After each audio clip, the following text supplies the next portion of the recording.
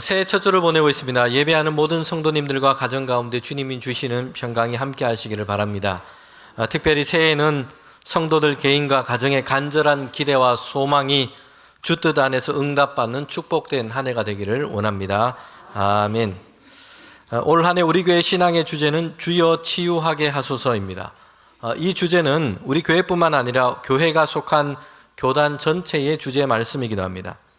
사실 오늘 우리가 살고 있는 이 시대 가운데는 하나님의 치유와 회복이 너무나 필요한 시대이기도 합니다.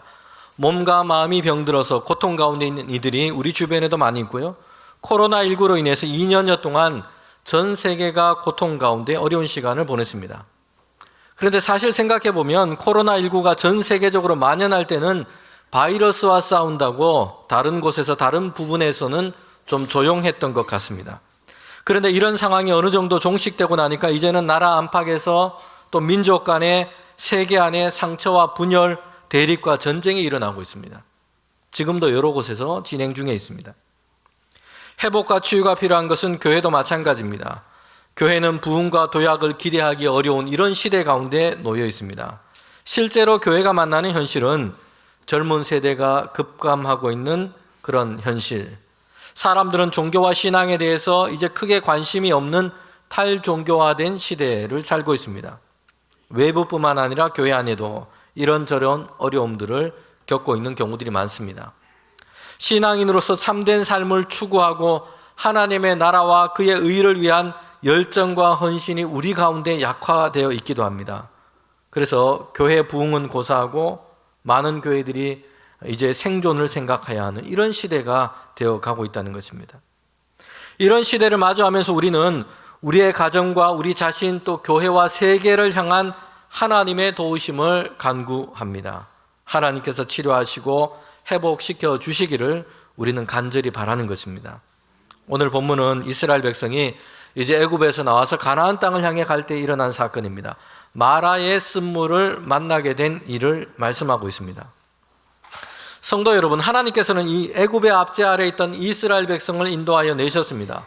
이스라엘 백성은 거의 430년이라는 긴 세월 동안 애굽의 땅에서 살았는데 애굽의 압제 아래에 있었던 겁니다. 이런 애굽살이는 그 이야기는 야곱의 그 가정 가운데 있었던 경쟁과 불화에서부터 시작이 되었습니다. 야곱의 아들 중에 요셉이 있었는데 형들에 의해서 애굽에 팔려갔습니다. 형들은 악한 마음으로 이런 일을 행했습니다. 그런데 하나님께서는 이 일을 선한 일을 위한 재료로 사용하셨습니다. 팔려간 그 요셉을 오히려 애굽 땅에서 총리가 되게 하셨습니다. 그런데 하나님의 목적은 요셉이라고 하는 이 한 사람을 높이고 영광을 받게 하는 데 있지 않았습니다. 형들에게 팔려갔고 억울한 일 당했고 고생을 많이 했으니까 이제 내가 너에게 보상을 주겠다. 애굽의 총리가 되고 높은 자리에 올라서 부귀영화를 누려라. 이것이 하나님의 생각, 여기에 목표가 있지 않았던 겁니다. 하나님은 영에 감동된 사람 이 요셉을 세워서 총리가 되게 하셨는데 그 이유는 흉년을 대비해서 많은 사람들의 생명을 구원하고자 하신 것입니다. 요셉은 나중에 하나님의 그 목적과 계획이 그의 인생 가운데 어떻게 이루어지고 있는지를 분명하게 보게 되었습니다. 그리고 이렇게 얘기합니다. 창세기 50장 20절 말씀입니다. 당신들은 나를 해하려 하였으나 하나님은 이것을 선으로 바꾸사 오늘과 같이 많은 백성의 생명을 구원하게 하시려 하셨나니. 아멘. 요셉의 형들은 이 요셉을 해하려고 했어요. 그들의 마음은 악했습니다. 그런데 오히려 하나님은 이 모든 일을 통하여 선한 일로 바꾸셔서 요셉을 통해 많은 백성의 생명을 구원하는 일을 이루신 것입니다.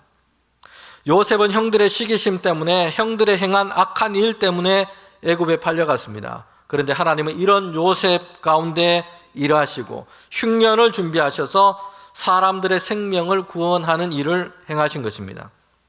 여러분, 이런 요셉의 초대로 야곱과 그의 가족이 애굽에 가게 된 겁니다.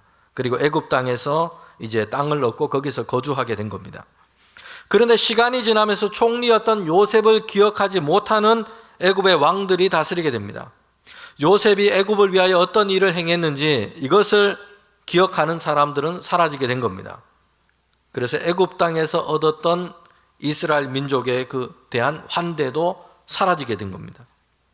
결국 이스라엘 민족은 애굽의 노예가 되었고 하층민이 되었습니다. 자유를 잃어버리고 강제 노역을 하는 그런 신세로 전락하게 됩니다. 바로의 압제 아래서 그들은 강제 노역을 하면서 고통스럽게 살아갑니다. 이스라엘의 민족의 수가 많아지면서 이제는 바로의 염려 때문에 히브리 남자아이들, 이스라엘 남자아이들이 태어나면 그들을 죽이라까지 명령하게 됩니다. 이런 고통 속에서 이스라엘 백성이 하나님께 신음하고 탄식하게 된 겁니다. 이에 하나님께서는 그들의 탄식을 들으시고 그들의 고통을 들으시고 이스라엘 백성을 애굽에서 인도하여 내신 것입니다. 시편 55편 16절부터 17절 말씀이 있는데 저와 여러분이 함께 한 목소리로 읽도록 하겠습니다. 함께 읽겠습니다. 나는 하나님께 부르짖으리니 여호와께서 나를 구원하시리로다. 저녁과 아침과 정오에 내가 근심하여 단식하리니 하나님께서 내 소리를 들으시리로다. 아멘. 다윗의 기도시입니다. 여러분, 다윗은 하나님께 부르짖어 하나님께 기도하고 있습니다. 그러면 하나님께서 나를 구원하시고 아침과 정오와 저녁에 하나님께 부르짖는 그 기도, 그 탄식을 하나님께서 들으시고 구원하실 것이다 말씀하고 있습니다. 하나님은 그의 백성들, 그의 자녀들의 작은 신음소리에도 들으시는 분이십니다. 그 부르짖음에 응답하시고 하나님의 도우심과 은혜를 베푸시는 것입니다. 여러분, 이렇게 해서 이스라엘 백성이 애굽 땅에서 나오게 된 것입니다. 모세를 지도자로 세우시고 이스라엘 백성을 애굽 땅에서 이제 약속한 땅으로 가도록 인도하여 내셨습니다. 그런데 애굽에서 나와서 우리가 잘 아는 것처럼 이스라엘 백성들이 처음 만난 것은 바다였으며 홍해였습니다. 뒤에는 애굽 병거가 쫓아옵니다. 바다와 병거 사이에 끼어져 있었던 겁니다. 그런데 하나님께서는 홍해 사이에 길을 내시고 이스라엘 백성을 건너가게 하셨습니다. 그리고 애굽 군대와 병거는 홍해에 갇혀서 그들을 제압하신 것입니다. 이스라엘 백성은 정말 놀라운 기적을 경험하게 된 겁니다. 하나님의 구원하심을 경험했습니다. 바다에 길이 생겼고 거기를 걷는 겁니다. 그리고 애굽의 강한 군대는 거기에서 무너지게 된 겁니다. 여러분, 그래서 모세와 미리암이 하나님을 찬양했습니다. 오늘 우리가 출애굽기 15장 말씀을 읽었는데 15장 1절부터 21절까지 오늘 읽은 본문의 앞에 보면 모세와 미리암의 찬양이 기록되어 있습니다. 이스라엘 백성을 홍해를 건너가게 하신 하나님, 홍해 가운데 길을 내시고 그의 백성을 구원하신 하나님, 그 하나님을 모세가 찬양하고 있는 겁니다. 출애굽기 15장 1절 하반절부터 2절까지 모세가 이렇게 하나님을 찬양하고 있습니다. 내가 여호와를 찬송하리니 그는 높고 영화로우시며 말과 그 탄자를 바다에 던지셨음이로다. 여호와는 나의 힘이요 노래시며 나의 구원이시로다. 그는 나의 하나님이시니 내가 그를 찬송할 것이요 내 아버지의 하나님이시니 내가 그를 높이리로다. 아멘. 하나님께서 행하신 그 일 때문에 놀라운 그 일을 경험하고 모세가 부른 이런 찬양입니다. 이스라엘 가운데 이런 찬양이 넘쳐났던 것입니다. 이제 모세와 이스라엘 백성을 홍해를 떠나서 약속의 땅을 향해서 가게 하십니다. 그런데 그 길이 어디냐면 수르 광야를 지나가는 길이었습니다. 22절에 보면 모세가 홍해에서 이스라엘 백성을 인도하여 그들이 나와서 수르 광야로 들어가서 거기서 사흘길을 걸었으나 물을 얻지 못하고, 지금 홍해를 건너고 출발할 때는 모세는 물론 이스라엘 모든 사람들 그 마음속에는 기쁨이 가득했습니다. 감격으로 가득했다는 것이요. 입술에는 찬양이 흘러나옵니다. 바다를 건너가게 하신 하나님, 하나님의 놀라운 일들을 그들은 경험했습니다. 실제로 바다 사이에 난 길을 그들은 건너갔던 것입니다. 이런 기적과 놀라운 일을 경험하고 그들은 찬양했습니다. 벅찬 마음과 감격을 가지고 길을 떠났어요. 그들이 약속의 땅을 향해서 가는데, 그런데 그 길은 광야를 지나가는 길이었습니다. 물을 얻기 어렵고 주변이 척박한 곳이었고 먹을 것이 마땅하지 않았습니다. 하루가 지나고 이틀이 지나갔어요. 가지고 있는 물이 다 바닥이 났습니다. 그러자 홍해를 건널 때는 기쁨과 찬양이 가득했는데 그 찬양과 기쁨은 곧 사라지고 맙니다. 여러분, 3일이라는 시간은 그리 길지 않은 것 같지만 3일이라는 시간에 이스라엘 백성의 상태는 완전히 다 바뀌어 버린 겁니다. 우리가 작심 3일이라는 말을 했습니다. 무언가 결심을 했는데 3일 안에 결심한 것이 흩어지고 그 결심이 무너지고 만 경우들이 얼마나 많습니까? 많은 사람들이 이런 경험을 합니다. 특별히 새해를 시작하면서 결심하고 다짐한 일들이 있으실 텐데 한 주가 지났습니다. 여러분 한 주 동안 잘 지키고 계신 분도 계시지만 작심삼일에 걸려서 이제 다시 결심을 하셔야 하는 그런 분들도 아마 여기 계실 겁니다. 3일이라는 이 시간은 이처럼 사람의 마음 안에 어떤 변화와 동요가 일어나는 중요한 시점이기도 합니다. 변화를 결심했는데요, 다짐을 했습니다. 그런데 3일 정도가 지나면 이전의 상태로, 이전의 마음으로 되돌아가려는 이런 마음속에 저항이 일어나기 시작한 겁니다. 오늘 성경에도 보면 3일 말씀하고 있는데 이스라엘 백성은 수르 광야로 들어가면서 물을 제대로 얻지 못했습니다. 마음껏 물을 마시지를 못했어요. 마음의 결심과 변화도 그렇지만 물이 부족한 상태로 3일 정도가 되면 사람들에게는 갈증이 극심하게 됩니다. 물을 마시고 싶은 신체적인 내적인 욕구가 격렬해지게 되는 것입니다. 성도 여러분, 그런데 이때 이스라엘 백성은 물을 찾게 된 겁니다. 그런데 그 물이 마실 수 있는 물이 아니라 써서 마실 수 없는 마라에 쓴 물이었어요. 마라라고 하는 이 단어는 쓰다라는 뜻을 가지고 있습니다. 우리가 한번 생각해 봅시다. 홍해를 건너고 찬양을 하며 출발했는데요, 그들의 마음은 희망으로 가득 찼습니다. 홍해가 갈라지고 길이 생기는 놀라운 일을 경험했습니다. 하나님의 권능을 보았어요. 그렇게 홍해를 건너서 다시 하나님께서 인도하시는 그 길을 가고 있습니다. 그런데 그 길이 꽃길이 아니라 어떤 길이었습니까? 광야길이었습니다. 마실 물이 없었어요. 3일이 지나도록 물을 제대로 마시지 못했습니다. 그러다가 물을 발견했는데 야, 이제 살았다, 정말 기뻐했는데 그 물은 써서 마시지 못하는 물이었습니다. 여러분, 이런 이스라엘 백성은 하나님과 모세를 향해서 불평과 원망을 쏟아내게 된 것입니다. 3일이었다는 것이요. 여러분, 3일만 제대로 물을 마시지 못하자 이스라엘 백성은 바뀌고 말았습니다. 찬양이 원망이 되었고요, 기쁨이 낙심이 된 겁니다. 그런데 이 일이 사실 남의 일이 아닙니다.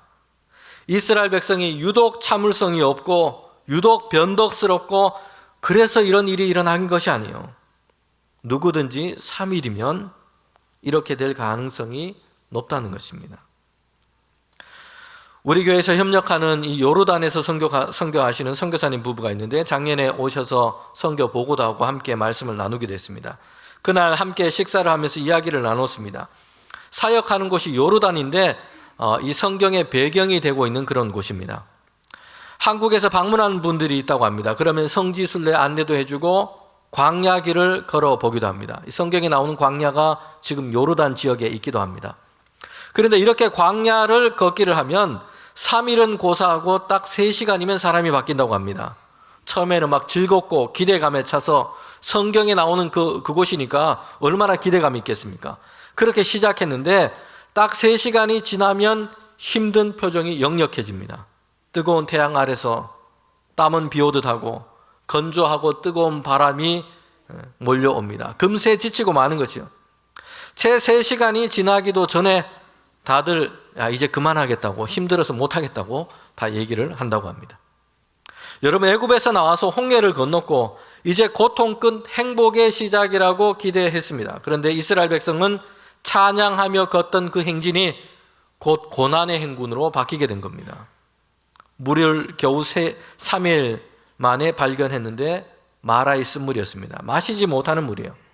이런 상황에서 이스라엘 백성은 원망과 불평을 쏟아낸 것입니다. 성도 여러분, 저와 여러분이 만약에 이런 상황이었다면 어떻게 할 것 같습니까? 계속 찬양하기, 계속 예배하기, 계속 감사하기, 여러분, 이것은 쉽지 않은 일입니다. 저는 물론이고 많은 이들이 이스라엘 백성과 같은 동일한 반응을 보일 것이라 생각이 됩니다. 여러분, 이 일로 인해서 모세가 하나님께 부르짖었어요. 그때 하나님께서 모세를 통해서 이렇게 하라 말씀했습니다. 15장 25절 앞부분입니다.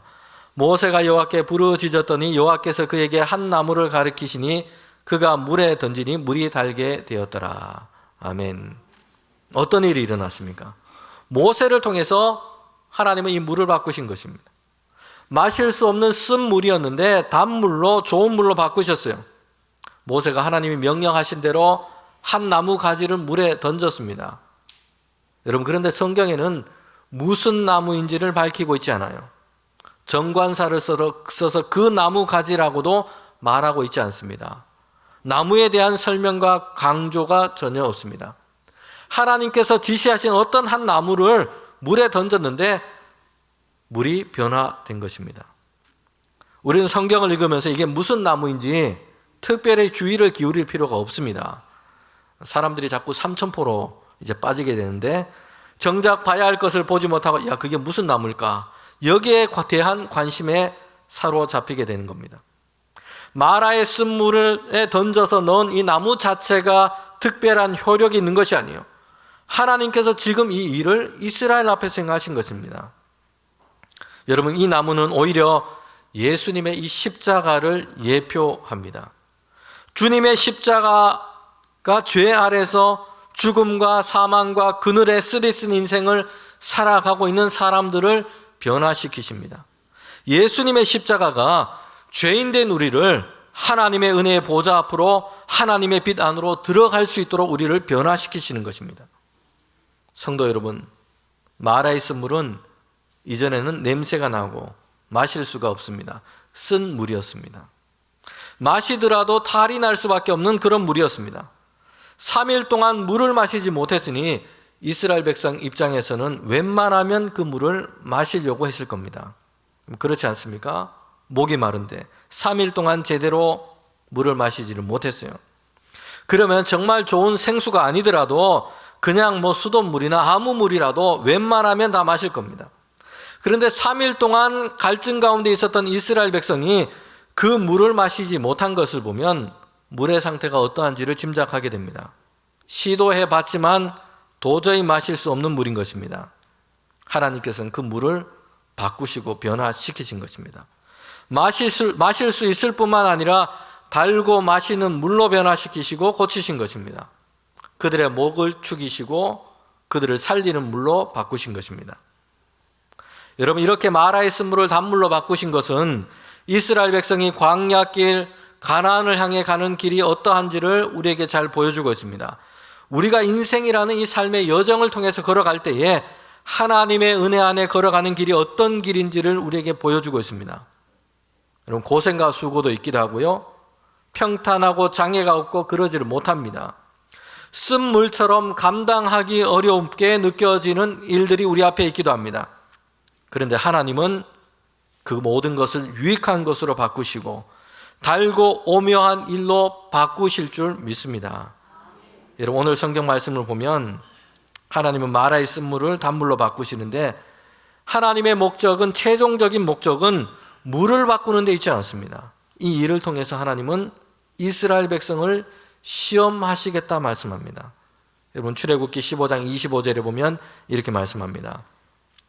모세가 여호와께 부르짖었더니 여호와께서 그에게 한 나무를 가르치시니 그가 물에 던지니 물이 달게 되었더라. 거기서 여호와께서 그들을 위하여 법도와 율례를 정하시고 그들을 시험하실세.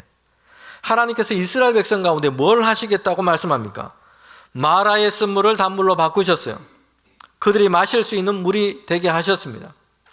그리고 거기에서 하나님이 하신 일은 이스라엘 백성에게 율례와 법도를 정하시고 시험하신 것이요, 이스라엘 민족이 하나님의 백성 되게 하시고 하나님의 법도와 율례를 지키는 사람들로 세워가기를 원하신 것입니다. 여러분, 하나님이 원하시는 것, 기대하시는 것은 쓴물을 단물로 바꾸는 것이 중요한 것이 아닙니다.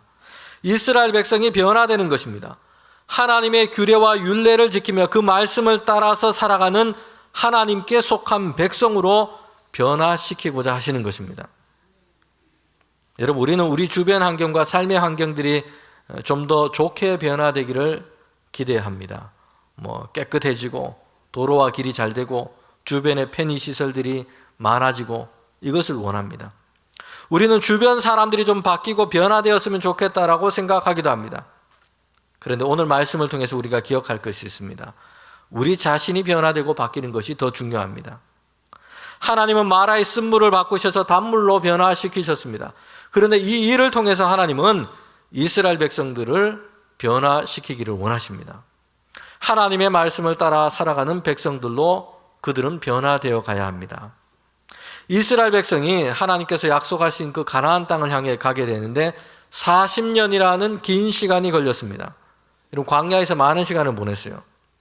실제로 애굽 땅에서 가나안 땅까지는 약 320km 정도의 거리입니다. 한 달 남짓하면 도달할 수 있는 거리예요. 그런데 왜 40년이라는 이 긴 시간 동안 약속의 땅에 이를 때에 광야길을 건너가게 하시고 그렇게 많은 세월 동안 그렇게 걸려서 가나안 땅에 들어가게 하신 겁니까? 이스라엘 백성을 변화시키시는 것입니다. 이스라엘 백성을 시험하여 하나님의 말씀을 경청하는 자들로, 하나님의 말씀을 따라서 살아가는 자들로 변화시키시고 세우시고자 하신 것입니다. 성도 여러분, 올 한 해 동안 여러분의 변화의 목표는 무엇입니까? 좀 집을 수리해서 집을 바꾸고, 좀 체중을 줄여서 몸을 바꾸고, 여러 가지 변화들을 우리는 꿈꿉니다. 그런데 그 변화는 가장 중요한 것은 하나님과 동행하는 것이고 그 말씀을 따라서 살아가기를 힘쓰는 믿음의 변화인 줄 믿습니다. 여러분, 오늘 말씀에서 본문에서 결론적인 말씀을 이스라엘 가운데 오늘 우리에게 주십니다. 출애굽기 15장 26절 말씀인데 저와 여러분이 함께 읽도록 하겠습니다. 함께 읽겠습니다. 이르시되 너희가 너희 하나님 나 여호와의 말을 들어 순종하고 내가 보기에 의를 행하며 내 계명에 귀를 기울이며 모든 규례를 지키면 내가 애굽 사람에게 내린 모든 질병 중 하나도 너희에게 내리지 아니하리니 나는 너희를 치료하는 여호와임이라. 아멘. 여러분, 이 말씀에서 이스라엘 백성 가운데 말씀하시는데 하나님께서는 이스라엘 백성이 하나님의 말씀을 잘 들으며 이것을 따라가는 그 백성으로 세워지기를 원합니다. 그들을 시험했다 얘기하십니다. 그런데 동시에 이 말씀은 이스라엘 백성 가운데 너희가 한번 시험해 보라라는 말씀이기도 합니다. 하나님의 말씀을 따라서 살면 어떻게 되는지 한번 시험해 봐라. 하나님의 명령과 말씀을 따라서 살면 힘들 것 같고 세상살이에 불편할 것 같고 하나님의 말씀대로 살면 손해를 볼 것 같고 하나님께서 그렇게 말씀하시는데 그런데 한번 시험해 봐라. 여러분, 이렇게 얘기하시고 계신 겁니다. 성경 말씀은 여기에서 분명하게 대답해 주고 있습니다. 하나님의 명령과 말씀을 따라서 살면 그 말씀을 따라서 세상 가운데 의와 사랑을 따라서 하나님의 말씀을 의지하며 살면 그 사람은 복 있는 자가 될 것이라고 말씀합니다. 하나님은 그 사람을 영화롭게 할 것이다 말씀하십니다. 함께 읽은 출애굽기 15장 26절 말씀에도 우리에게 이렇게 이야기하고 있습니다. 하나님의 말씀에 귀를 기울이고 지키면 애굽 사람들에게 내린 모든 질병 중에 하나도 너희에게 내리지 아니할 것이다. 여러분, 이 말씀은 이제 그렇게 하면 아무 병도 걸리지 않고 무병장수할 거다. 지금 이 말씀을 하고 있는 것이 아니에요. 애굽 사람에게 내린 질병을 말씀하고 있는데 그것은 하나님의 진노와 재앙을 뜻합니다. 이스라엘 백성이 애굽에서 나올 때에 여러분, 애굽의 왕 바로는 완고했습니다. 이스라엘 백성 내어주기를 거부했습니다. 그래서 하나님께서 10가지 재앙을 그 땅 가운데 내리셨습니다. 바로는 이 하나님 앞에서 이제 항복하고 백기를 들게 된 것입니다. 이처럼 애굽에 내린 그 재앙을 이스라엘 가운데 내리지 않겠다는 것이요. 하나님의 말씀에 귀를 기울이고 그 말씀을 따라 살면 그렇게 하시겠다는 것입니다. 하나님의 진노와 재앙은 노아 시대에는 물로 세상을 심판하셨습니다. 소돔과 고모라는 불로 세상을 심판하시기도 하셨습니다. 그 재앙은 그 땅을 다 삼켜버렸습니다. 그런데 이런 하나님의 재앙을 피하는 길은 여러분 바벨탑을 쌓는 데 있지 않습니다. 홍수 심판 이후에 사람들은 하나님의 진노와 심판을 피하겠다고 바벨탑을 쌓아 올렸습니다. 어리석은 일이었습니다. 하나님의 진노와 재앙을 피하는 길은 하나님의 말씀에 귀를 기울이고 하나님의 말씀을 따라서 살아가는 것입니다. 이것은 재앙을 피하는 길일 뿐만 아니라 하나님이 주시는 복을 얻는 길이기도 하는 것입니다. 오늘은 하나님께서 우리에게 주신 말씀에 보면 하나님 자신을 이렇게 우리에게 소개하고 있습니다. 하나님 자신을 소개하는 것이죠. 나는 치료하는 여호와다. 여호와 라파, 치료하시는 하나님이시라고 말씀하고 있습니다. 하나님의 치료하심, 라파라는 이 단어는 구약 성경에 60번 이상 나오고 있습니다. 하나님이 행하신 일 중에 치유하시는 하나님, 회복시키시는 일이 얼마나 많고 중요한지를 우리에게 보여주고 있습니다. 제가 지난 주간에 병원 신방을 했습니다. 항암 치료를 받고 계신 집사님이 계신데 연세도 많으시고 또 체력적으로도 많이 약해진 상황이었습니다. 휠체어를 타고 면회하는 공간에 나왔습니다. 함께 시편에 있는 말씀을 읽고 함께 기도했습니다. 그리고 병실에 들어가시면서 이 집사님이 제게 이렇게 말씀하세요. 목사님, 여호와 라파, 치료하시는 하나님을 믿습니다. 그러나 하나님께 모든 것을 맡깁니다. 여러분, 성도 여러분, 우리가 몸과 마음이 병으로 어려운 가운데 있을 때에 우리가 믿고 의뢰하고 기도할 수 있는 것은 하나님께서는 치료하시는 하나님이시기 때문입니다. 목이 타는 광야를 지나고 쓴물을 만났습니다. 그러나 하나님은 바꾸시고 변화시키셨습니다. 물만 바꾸신 것이 아니라 이스라엘을 바꾸시고 변화시키십니다. 그들을 하나님의 백성으로 세워가십니다. 부서지고 망가지고 원망과 불평이 많고 이런 이스라엘 백성을 하나님은 인내 가운데 그들을 고치시고 회복시켜 나가십니다. 부서지고 망가졌던 인생이 하나님의 손 안에서 새롭게 태어나게 되는 것입니다. 그 사랑의 손길로 치유하십니다. 하나님의 그 은혜의 손길만이 우리를, 세상을 훨씬 더 나은 존재로 더 온전하게 변화시켜 주십니다. 여러분, 오늘 우리가 이 세계가 치유와 회복을 얻는 것은 하나님께 있습니다. 하나님께 온 마음을 들여 나아가고 하나님의 말씀을 따르며 하나님이 기뻐하시는 의와 사랑의 삶의 방식으로 전환될 때에 치료하시고 회복시켜 주시는 그 하나님의 은혜의 역사가 우리 가정과 우리 교회와 세계 가운데 올 한 해 동안 가득할 줄 믿습니다.